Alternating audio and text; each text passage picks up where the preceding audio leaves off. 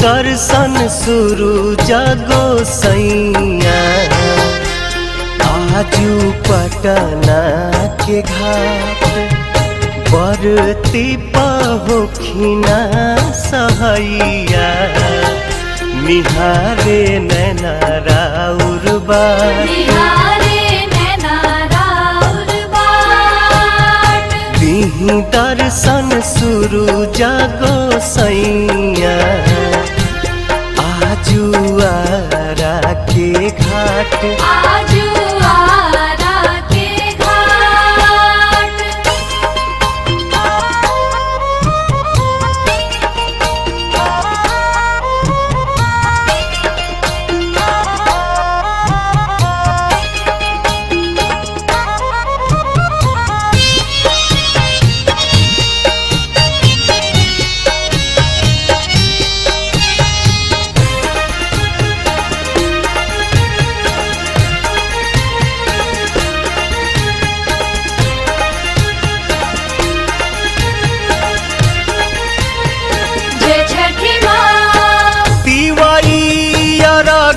देवे अली गंगा घाटिया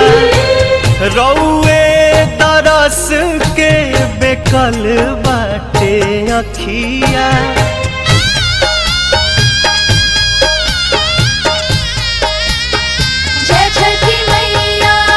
तिवाइया रघ देवे अली गंगा घाटिया रौए दरस के बेकल बाटे अखिया हरि देव दुखवा बलैया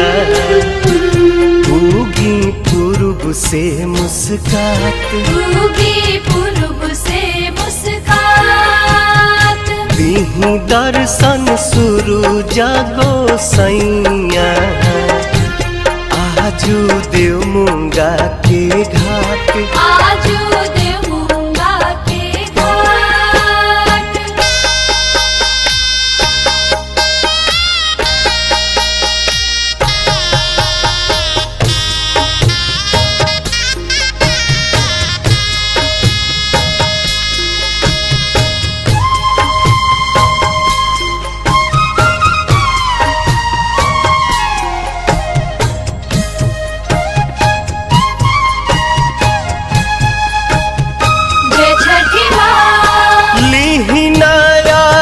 आदित्य दीही आशीर्वाद जी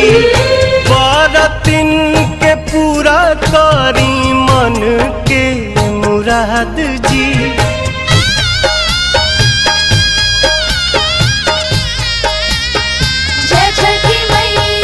लीहिना